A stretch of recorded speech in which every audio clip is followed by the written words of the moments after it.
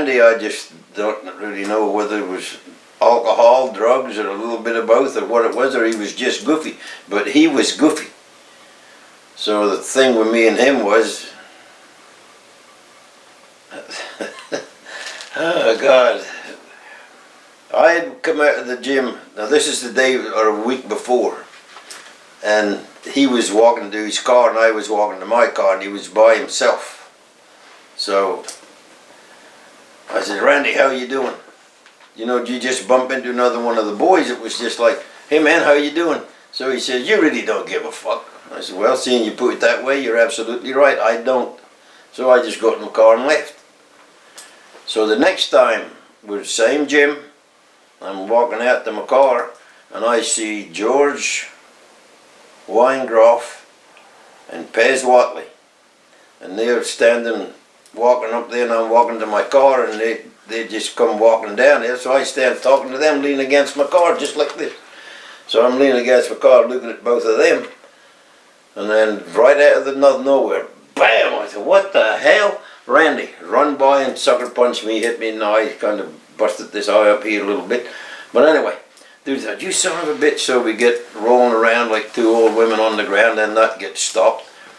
So there's three of them technically, but not really. There's just Randy, but the other two are, and they had their van sitting up on the hill with the whole crew in it. So I thought, if I get to the back of my car, I will restore order. So and no buttons in them days, you have to put the key in and turn the thing in the trunk. So I said, oh God, I hope this thing ain't locked. So I get it in there, turn it, pops open, briefcase laying there. So I hope this briefcase ain't locked. So I click it and open, 38. So here comes Randy up to the thing. So as he gets up, his dad Angelo walks up this side of the, so I don't know where he came from. He wasn't there at the beginning, but he walked up.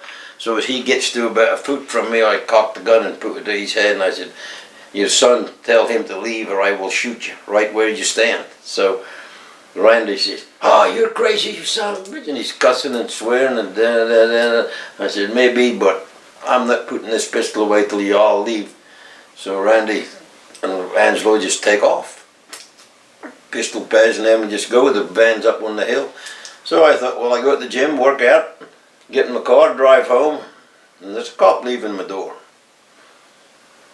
He says, Bill, you getting a fight today? Well, yeah, kinda. He said, there's a warrant here for your arrest with a deadly weapon. I said, let me ask you, who did it? The Poffos. He said, yeah, Randy Savage and his dad. I said, well, okay. So leave the thing. So I go up to Jarrett. Says, hey man, we need to get a lawyer, go fight this thing. They've took this to whatever. So Saul Weingroff, George Weingroff worked for Randy and them. So he worked as a sheriff's department or a jailer up at the jail.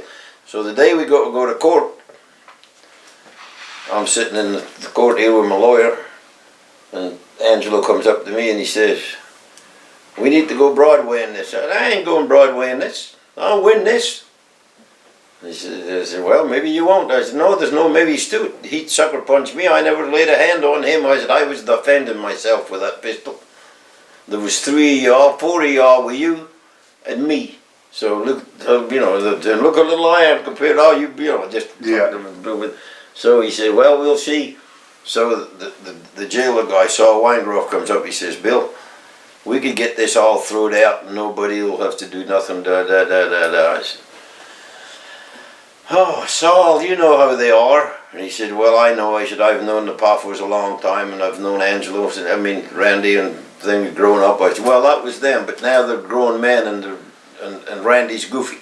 So anyway, I called Jarrett back. No cell phones. I go find a phone in a quarter. So I called. I said, hey man, they want to throw this thing out. What do you want to do? He said, well, that's up to you. I said, no, it's your territory, your thing. I said, where do you think this will go? If it hits the papers, we're carrying guns and shooting one another. You know how it will be. He said, well, if it don't bother you, just tell them to throw it out. So anyway, we go back to court, and I saw Weingroff comes up. I said, so go tell the man that we're going to throw it out.